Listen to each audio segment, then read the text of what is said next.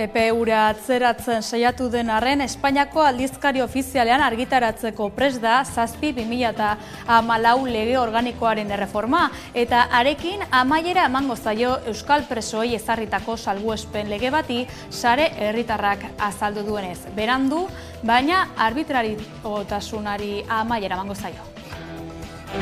Legearen aldaketa horiek onartuta, normaltasunera itzultzen da. Edo zehatzago esateko, duela 10 urte lortu ezen normaltasun juridikoan kokatzen gara.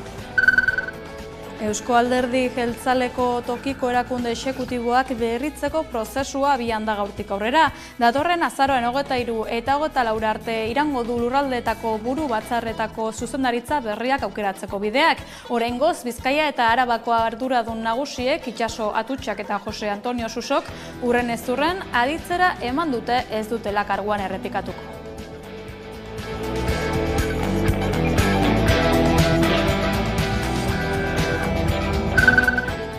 Baionako herriko etxeak aldaketak egin ditu 2025ko bestak uztailaren 9-tik 10 kokatuz. Hilabete baten bueltan birritan aldatu ditu bere aurreikuspenak Baionako herriko etxeak. 2025ko bestak uztailaren 16-tik 20 ospatuko zirela iragarri zuen irailean. Atzo Mont de Marsango auzapezarekin ados jarrita, Janren Etxegaraik bestak uztailaren 9-tik 10 iraganen direla erabaki zuen.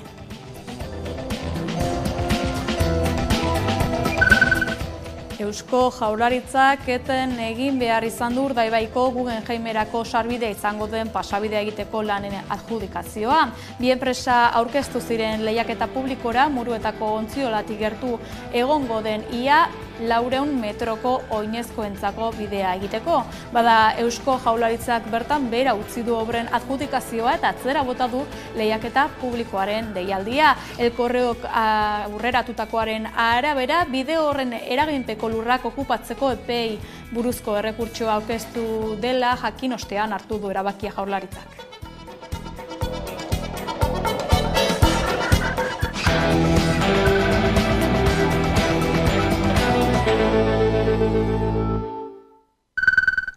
Arratsaldeon guztioi, berandu, baina arbitrariotasunari amaiera eman zaio. Halaxe adierazi du sare herritarrak gaur euskal presoei ezarritako salbuespen legea aldatu ostean egineko prentsaurrekoan Gasteizen. Informazio gehiago dauka Aizea Lizarragak.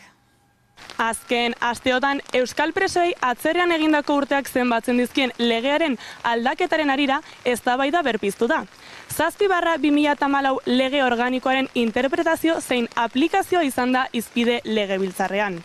Legea mahai gainean jarri du gobernuak aldaketa legalak proposatuz. Sare herri mugimenduak bere aldetik legearen inguruko balorazioak egiteko elkarretaratzea deitu du Arabako hiriburuan. Sare herri mugimenduak 7/2014 lege organikoaren inguruko balorazio juridikoak egiteko elkarretaratzea deitu du Gasteizen. Legea legebiltzarrean jorratzen dabilen horretan, honen aldaketek ekarriko duten etorkizuneko aukeren inguruan ere aritu dira. Begoatxa abokatuak duela 10 urte eragotzi zieten normaltasun juridiko batera itzuliko direla eta hau postasunez hartu dutela jakinarazi die medioei. Legearen aldaketa horiek onartuta, normaltasunera itzultzen da. Edo zehatzago esateko, duela 10 urte lortu ezen normaltasun juridikoan kokatzen gara. Garai hartan, borondate politikoak hartatuta, legearen testuan ez baitzen jaso Europako zuzentarauak galdaesten zuena. Arau berriaren onuraz baliatzeko aukera izango dutenak 52 pertsona izango direla jakinarazi du sarek. Frantziar estatuko espetxetan 4 eta Euskal Herriko espetxetan 58 alegia. Gainera, 15 presok gaur egun aske egonik ere askatasuna lehenago berreskuratu behar zutela adierazi dute. Galdutako askatasuna berreskuratzeko formula juridikorik ez dagoela salatuz. Legebiltzarrean, espekulatu den presoei ezarritako zigoren jaitsierari buruzko azalpenak plazaratu ditu sarek, Europar Batasunean aspaldi onartu zen lege bat dela esanez. Esan beharra dago, halaber erabateko gezurra dela esatea auzitegiek preso horiei ezarritako zigorra laburtzen dela. Ez. Honekin bukaera ematen zaio zigorra 2 aldiz bete behar izateari. Gauzak horrela, urtarrilak 11an Bilbon mobilizatzeko deialdi nazionala egin du sarek. EH Bilduk ezagutzera eman du 2025ko aurrekontuetarako akordio globalerako proposamena Euskal Autonomia Erkidegoko aldundietarako eta jaurlaritzarako egin nahi duen proposamena hain zuzen ere. Bertan gizarte eskubideekin eta bizi baldintzekin eragin zuzena duten arloak lehenetsi dituzte. Tartean, etxebizitza, zaintza eta gutxieneko soldata.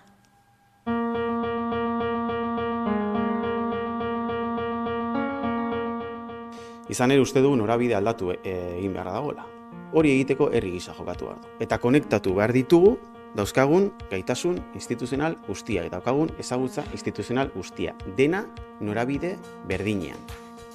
Etxebizitza merkatuan interbentzio publiko bat egon behar da, eta behar dugu politika publiko bat gai dena neurriz kanpo eta kontrolez kanpo dagoen merkatu bat erregulatzeko. Bigarren, lanbide arteko gutxieneko soldata propioa. Eta horrek asko lagunduko luke lan merkatuan dauden soldata baldintzak hobetzeko. Bereziki gazten kasuan, baina baita ere emakumeen kasuan. Zaintzen kasuan, uste dugu gizarte zerbitzutako sistemako prestazio eta zerbitzuetarako sarbidea hobetzeko aldaketa egiturazkoak behar direla, eta berdin prestazioen eta zerbitzuen kalitatea hobetzeko ere. Premiazkoa da. Planifikazio publikoa bat egotea, energia berriztagarrien edapenerako, eta gainera, planifikazio hori, modu partekatuan egitea. Eta baita ere, osasuntzua eta 0 kilometrokoa izango den elikadura sistema propio baten alde politika publiko ausartak martxan jartzeko momentuare badela. Dokumentua helarazita dago, bai EAJ-ri eta bai PSE-ri, bilerak eskatuta, eta uste dugu, hurrengo egunetan aukera izango dugula, eseri, eta testatzeko ze puntutaraino dagoen borondatea bien partetik, 2025ko aurrekontuetan, politika publikoetan ambizio maila hau aurrekontuetara eramateko. Abian da jada EAJ-ko lurralde karguak berritzeko prozesua. Bizkai eta Araba buru batzarreko presidenteek Itxaso Atutxa eta Jose Antonio Susok ez dute karguetan berrituko adierazitakoaren arabera. Aukerak eta prozesua azaroaren 23 eta 24 amaituko da.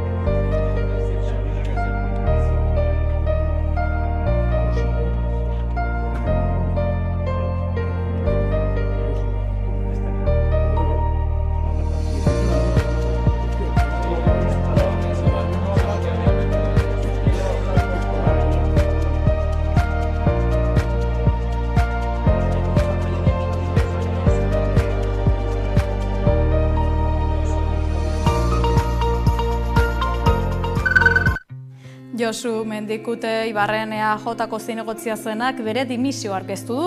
Orain arte jeltzaleen udal bozeramailea izandakoa da Mendikute, baina atzo PSE eta EAJ-ak ezagutzera emandako udal gobernu akordioaren aurka azaldu ostean bere postua uztea erabaki du. Herritarrei idatziriko agur gutunean Mendikutek herri ordezkari aritu izan azarro dagoela adierazi du, defendatu duen guztian sinestu izan baitu.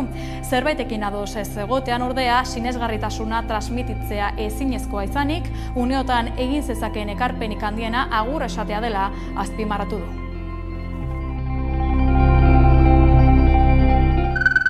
Ikus entzunezko maratoia antolatu du Gure Eskuk datorren azaroaren 16irako. Bagara izeneko ekimena da hau eta 12 orduz jarraian euskaldunok herri identitatea islatzea xede duten bideoak emitituko dituzte gurean. 11 telebistan Bagara presentziala ere izango da, Bilbon, Donostian, Gasteizen eta Iruñean ekitaldiak antolatu baitituzte.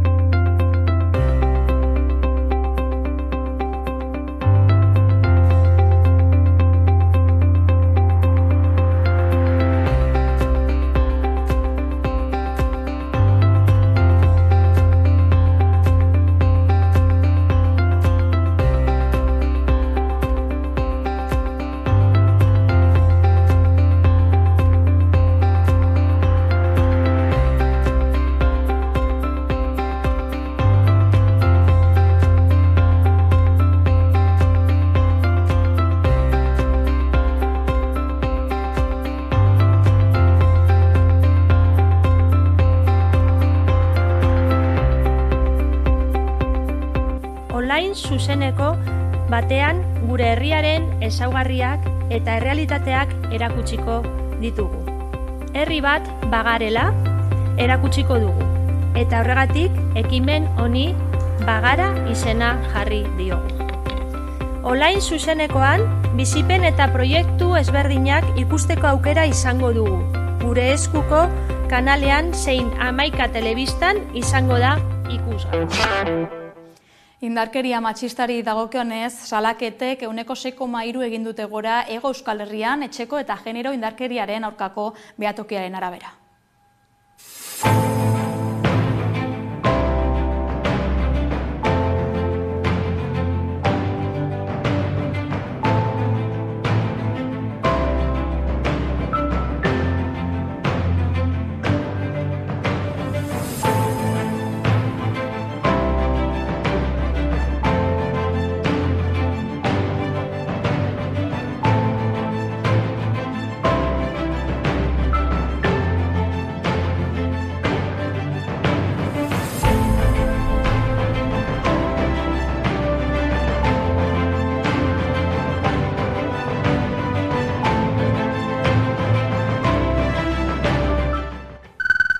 Bizkaiko nesken futbol talde bateko entrenatzailearen aurkako 4 urteko espetxe zigorra berretsi du Euskal Autonomia Erkidegoko Justizia Auzitegiak. 14 urteko adin txikiko neska bati sexu abusuak egin izana leporatu diote gizonezkoari. Euskal Autonomia Erkidegoko Justizia Auzitegiak berretsi egin du Bizkaiko emakumezkoen futbol talde bateko entrenatzei bati ezarritako 4 urteko kartzela zigorra. Entrenatzen ari zen 14 urteko neskato bati sexu abusuak egiteagatik. Auzitegi nagusiak bera jakinarazi duenez atzera bota du akusatuak Bizkaiko Auzitegiak emandako epai horren aurka jarritako errekurtsoa.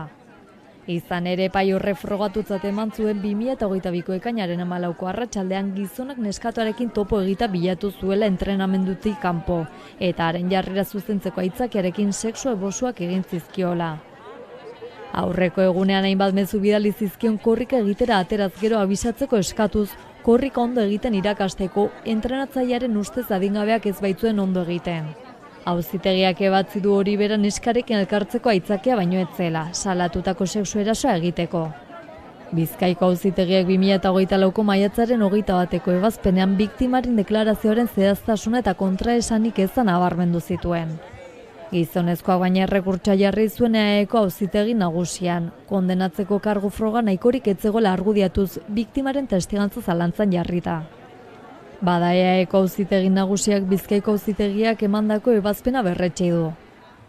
Espetxe zigorraz gain Auzitegiak eskola futboleko entrenatzaile gisa 9 urtez aritzeko gaitasun gabetzea ere ezarri dio akusatuari, eta kartzelatik ateratakoan zaintzapean egon beharko du 5 urtez. Ezin izango da neskarekin harremanetan jarri ez da harengandik 500 metrora baino gutxagora gerturatu 6 urtean ere. Horrez gain 5.000 euroko kalte ordaina eman beharko dio eta sexu hezkuntzako programetan parte hartu beharko du.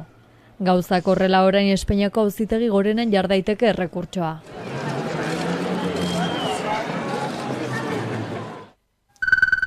Nafarroako Hezkuntza Publikoko sindikatuek agerraldia egin dute gaur goizean Iruñean Carlos Jimeno Hezkuntza kontseilariarekin izandako bilera baloratzeko asmoz. Bertan izan da Irune Erregano. Hezkuntza departamentuak mahai sektorialean aurkeztutako proposamenak aztertu ondoren, sindikatuek atsekabea adierazi nahi izan dute herritarrei, berriro ere galdutako aukera baten aurrean daudelako adierazi dutenez. Sindikatuek berriro haien proposamenak hezkuntza departamentuari aurkeztu dizkiete, urriaren 22an duten bilera izan aurretik. Hala ere, argi utzi dute gauzak asko betu ezean, greba urriaren 29an mantenduko dutela. Hezkuntza Publikoko sindikatuek hezkuntza departamentuak mahai sektorialean eskainitako proposamenen aurrean atsekabea adierazi dute. Galdutako aukera baten aurrean daudela adieraziz. Sindikatuen izenean, Elako Mikel Larrazak prentsaurreko batean adierazi duenez, sailaren proposamenak eskasak dira hezkuntza sistemak dituen arazoak konpontzeko. Honen aurrean, urriaren 29ko greba egunari eusten diotela eta sailarekin egingo duten hurrengo bilera hilaren 22ko aurre ikusita dagoela gaineratu dute. Bai, eusten diogu, 7 sindikatuok, irakaskuntza publikoan ordezkaritza daukagun sindikatu guztiok bat eginda jarraitzen dugu grebaren deialdiarekin aurrera eta espero dugu erantzun positiboren bat izatea departamentuaren aldetik, ze, horraino behintzat iritsiko gara, 29ko greba horretara iritsiko gara ziur. Ratioen jaitsiera txikia dela esan dute sindikatuek. Halaber, egoera zaurgarrian dauden pertsonen eskubideen aurkako neurriak proposatu dituztela esan dute. Argi utzi dute ere, ez dela egia saiak irakasleen lanaldia murriztea eskaini duenik. Baizik eta duten adinagatik, lanaldi murrizketa hori zuten pertsonei lankarga handiagoa sartzen saiatu dela. Honen aurrean, hezkuntza departamentuari 4 eskakizun egin dizkiete.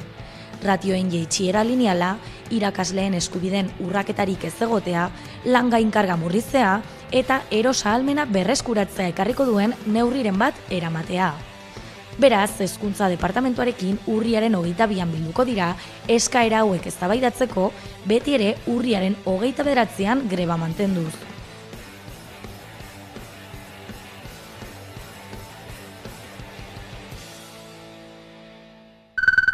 Zaintza Arabak Gorka Hurtaran gizarte politiketako diputatuaren eta Ramiro González ahaldun nagusiaren hitzak ezeztatu ditu Laudioko Sarroke erresidentziaren inguruko aferan. Taldeak gainera egoitza honetako ongizatearen ardura Arabako Foru Aldundiarena dela azpimarratu du eta ez bertako langileena. Zaintza Araba elkarteak ukatu ditu gizarte ongizateko foru diputatu Gorka Hurtaranek eta ahaldun nagusi Ramiro Gonzálezek egindako adierazpenak. Ahaldunek aste honetan elkarteak egindako salaketaren bidez langileen profesionaltasuna kolokan jartzen zutela adierazi dute. Aldundiaren adierazpen hauek Zaintza Araba elkarteak Laudioko San Roke egoitzako erabiltzaileek jasotzen duten tratuari buruzko egindako salaketaren erantzun izan dira. Gasteizko Arabarren egoitzaren egoera ere salatu zuen elkarteak.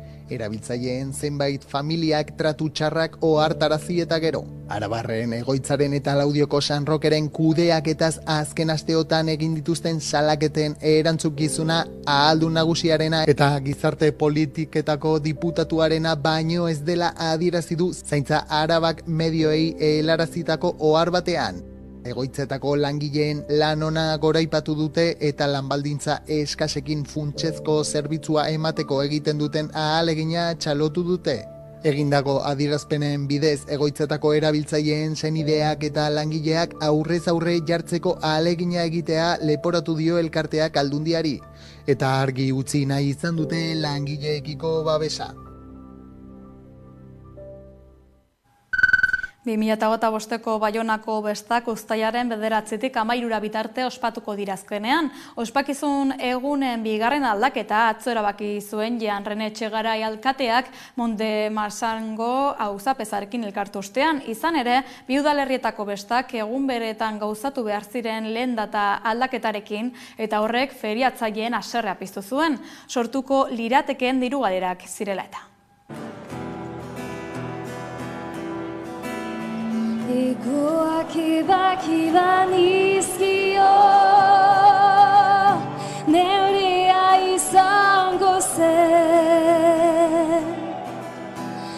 Goak ebaki banizkio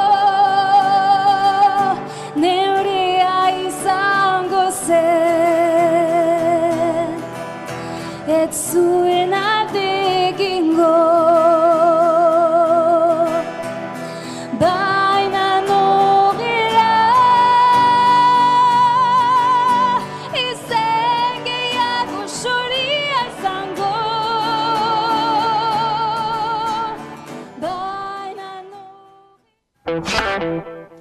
Hiru gazte absolbitu ditu Iruñeko zigor-arloko bigarren epaitegiak. 2020ko urtarrileko greba orokorrean Donibane auzoko apustu etxe batean sortutako pikete baten aritu izana leporatu zieten eta 2 urteko espetxe zigorra eskatu zen haientzat hasiera batean. Orain baina bertan behera gelditu da zigorraldia. Iruñeko zigor-arloko bigarren epaitegiak absolbitu egin ditu Donibane auzoko 3 gazte 2020ko urtarrilaren 30ko greba orokorrean izandako gertakari batzuengatik. Eskubide sozialen gutunak deitutako protesta egun hartan 13 atxiloketa izan ziren, eta orain absolbituta dauden 3 pertsonak Donibane auzoko apostu-aretu batean sartu zen pikete bateko kide izan ziren. Egun batzuk geroago, Espainiako poliziak egitako polizia operazio batean atxilotu zituzten gazteak, eta fiskalak 2 urteko kartzela zigorra eta ustez ixtera behartu zuten apustuetxetik 200 metroko urruntzegindua eskatu zituen haientzat. Espainiako poliziak Donibaneko kaleetan zehar zijoan pikete informatiboa geldiarazi eta kideak kolpatu zituen.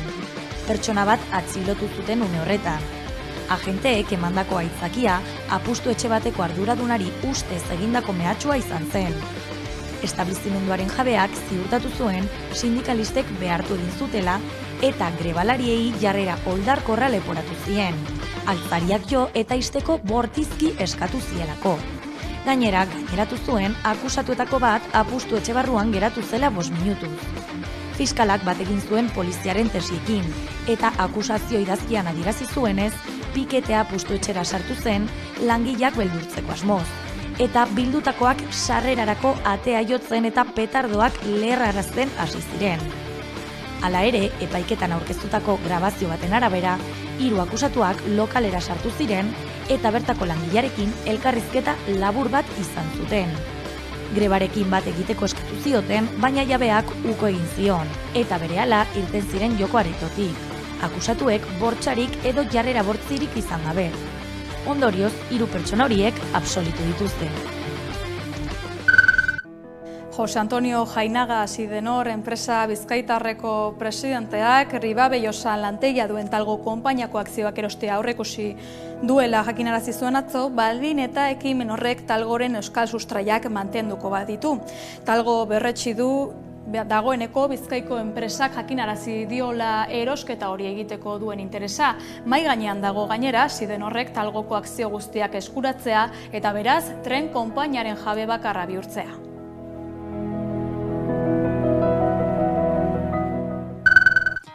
Sorantz konpainiako zuzendaritzak enplegu regulazio espedientearen barnean proposatutako 650 kaleratzeak onartu dituzte UGT eta FETiko sindikatuek Madrilen gauzatzen ari zen negoziazio mailetan. Komisiones Obreasekoek akordioa sinatu ez badute ere 650 pertsonek enplegua galduko dutela berretsita dagoela dirudi. Egoera honek eragin zuzena izango du Euskalteleko plantillan Masorantzen barnean baitago.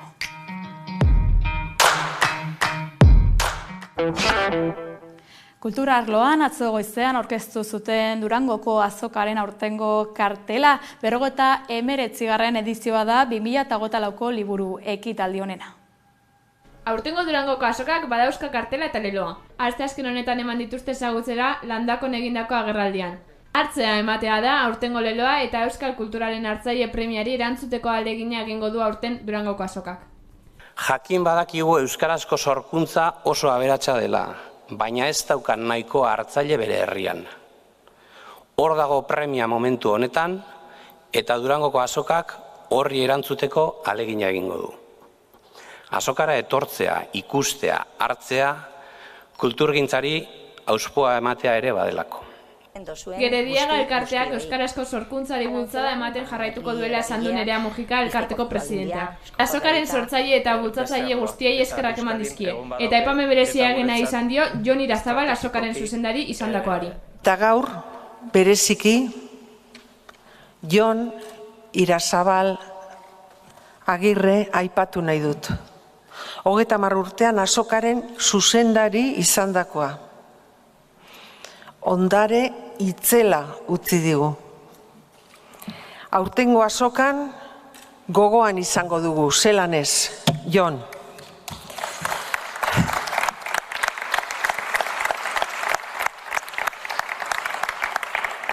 Aurtengo azokaren kartela hainbat ikuspuntutatik berritzailea dela esan dute. Hasierako ametsak marrazten joan gara urtero, eta begira zelako irudia sortu dugu. Koloretsua, anitza, indartzua eta ederra. Benetan ere, holaxe, ez da gizurrik, benetan, holaxe. Iaz esaten genuen bezala, fantasia hutsa. Udatxo eta Balu artistek egin dute aurtengo kartela, eskulanari garrantzia emanez. Hartzea ematea da lema abiat puntu gisa hartu genuen, eta honi buelta asko eman ondoren, pentsau genuen esku batzuk irudikatzea, alde batetik hartu emanakin zerikusixe handixe daukelako, eta bestetik baluketanik eskuk ibiltzetxeolako artelanak eiteko. Durangoko azoka abenduaren 5etik 8 egingo da. Landako gunetik Bilboko Begoñako udaltegira, Bilbo Euskararen hiriburu erakusketa aurkeztu baitute bertan. Bilbo Euskararen hiriburua erakusketa aurkeztu dute, 14 paneletan jasotzen da Euskarak Bilbon izan dituen mugarri historikoak. Martzan jartzen dugu gaur, 14 panelen bitartez, kontatzeko zein den edo zein izan den orain arte Bilbo eta Euskararen lotura, eta panel hauen bitartez konturatzen gara nola Bilboko historioan Euskararen presentzia oso importantea izan dela, 14 hito desberdinak ikusiko ditugu hemen, eta helburua da baita ere, ea denon artean kapaz garen Bilbo euskaldunagoa lortzeko, eta horrezetarako Euskararen presentzia oso nabaria izan behar da, oso importantea izan behar da. Nola ez balioetan ipini nahi dugu geure hizkuntza, geure nortasuna Euskararen bitartez. Bilboko udalaren erakusketak Euskaltzaindiaren eta Labairu Fundazioaren laguntza izan du, eta helburua da Bilbon Euskarak duen presentziaren garrantzia nabarmentzea. Horretarako Euskarak 20. mendearen hasieratik izan duen bilakaera ikusarazi dute, horretan eragina izan duten pertsonak eta erakundeak kontuan hartuta. Euskararen nazioarteko egunaren harira antolatu dute erakusketa, publiko guztiei bideratutakoa da, eta Bilboko barruti ezberdinetan ikusgai izango da otsailera bitarte. Besterik ez gure aldetik, informazio gehiagorako sartu amaika.eus atarian edo kuskusiatu gure sare sozialak. Delirium Tremens eta Aiora Renteria artista handiek kaleratu berri duten kafe usainura abestearekin agurtuko gara. Ostegun ona pasa.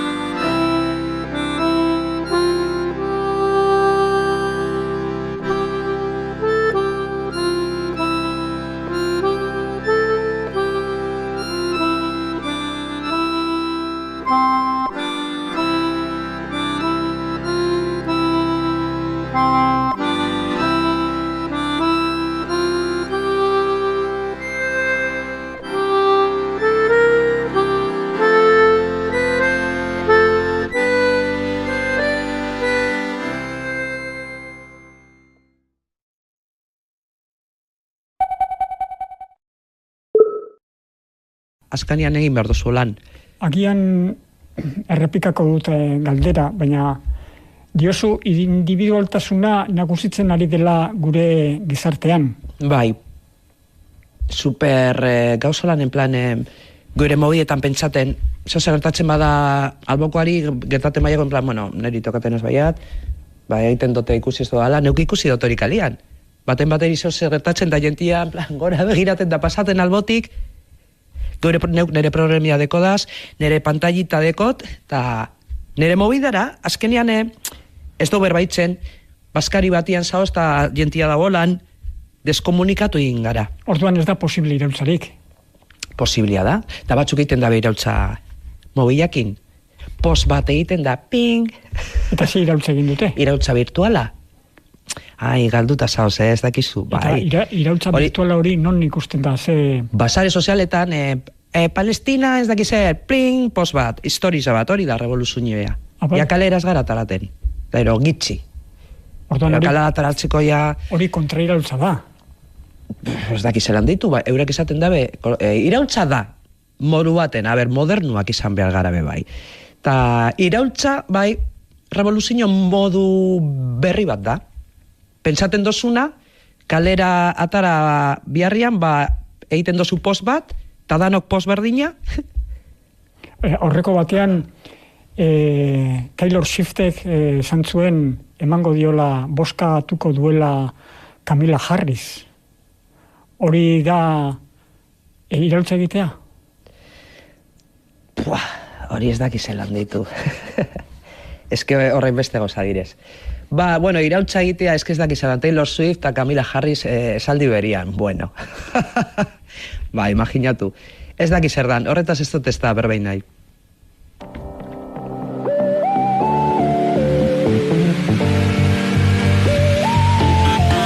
Kalera banoa, ezin da falta, musika jaskuetan, erritmoz betean, ere munduan, galdu egiten naiz, soinuetan bilduta, lasaitasunean, musikaren boterea, zinezkoa da, konpara ezina, dena aldatzen dan bitartean, hori arraitzen dugu, izaten berdina.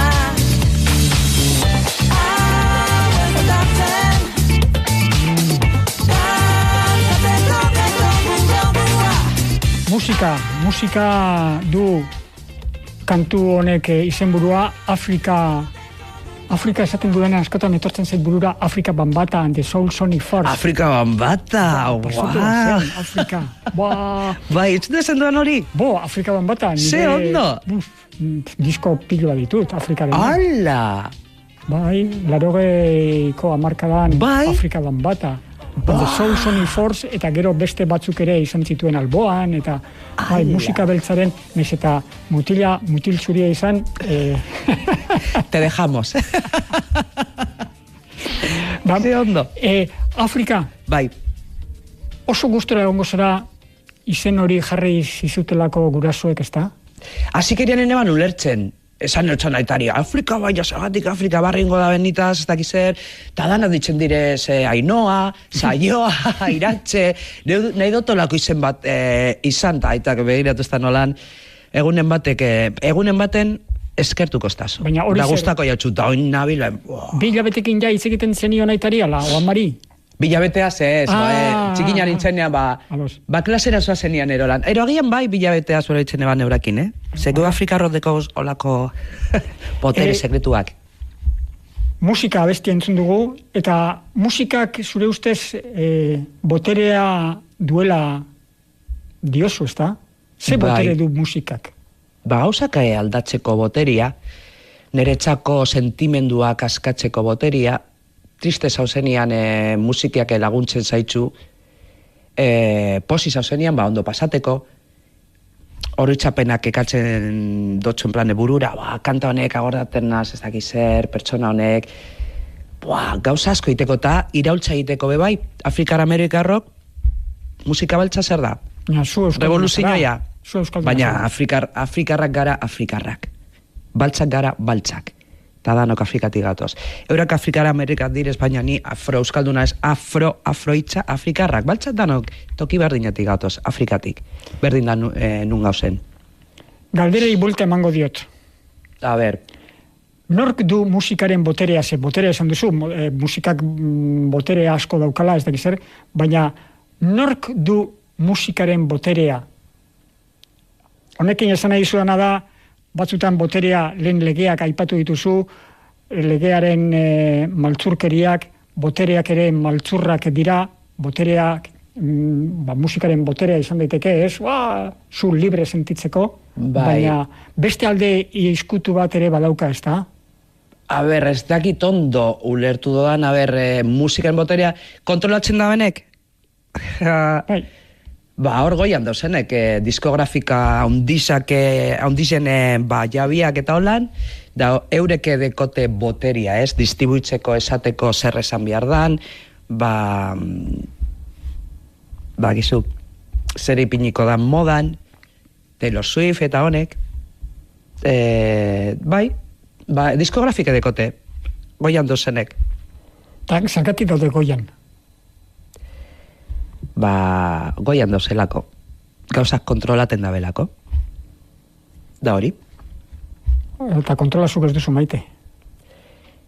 Kontrolakin bai. Poteria, baina kontrolakin da, bakizu. Egon bihar da holan, danok ados egon bihar gara, eta ez tiranizatxia da holan ez, ega gustaten. Diktadurak eta holako gauzak ez gustaten. Poterian ez dakit abusoa ero lan ez, hori ez da gustaten.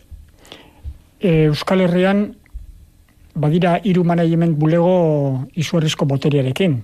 Aldearetik Lastur, International, Kultura Rock eta Getin. Ze pentsatzen duzu olako lehen aipatu duzu kanpora joan zera, kanpoko diskotxe zea ondi horiek? Bueno, mundua, kanpokoak ez direz mundialak, da gero dekotez filialak, toki guztizetan. Sony, ez dakiz mundu osoan existitzen da, ez? Ez dakit non dauzen basiak en plan, baina toki guztizetan topaldozu Sony, Virgin, International, ez dakiz zer, Universal. Izkua zaurian sartuko dut berriro. A ber. BBK Liveek instituzio publikoetatik dirutza jasotzen du. Milioiak pare bat milioi edo. Ez balitze egongo diru instituzio horien laguntzarik egingo lirateke kontzertu horiek edo jaialdi horiek? Oiek, konkretuki? Bai. Hau da, Bilboko udaletxeak eta Bizkaiko aldundiak jartzen du hor dirutza. A ber, zailagoa izango litzake, ze diru ibarik gauzak itxia, bakizu gatza. Baina, a ber, neu pentsatu bizotxe zeitzen badozuz gauzak eta benetan proiektuan sinisten badozu, bai atarako zuen plan zeure proiektua, denbora gehiago biharko zu, eta bestea ate asko jo behar dozuz. Baina zuzun badaukazu zure proiektua, ez da? Nu badaukat nire proiektua, Pentagrama Fest, dibertsidadeari buruzko festival bat, eta ez dekot horren beste dirua. Azten ari gara dagatxa da, baina biharrasko behar dozu, el doble, bikoitza beti. Udaletxiak eta holanen laguntze zaitxunian da pare bat milioi emoten badotxu, erraza da nahi txia ez, baina ez da nire kasua. Otea Lili.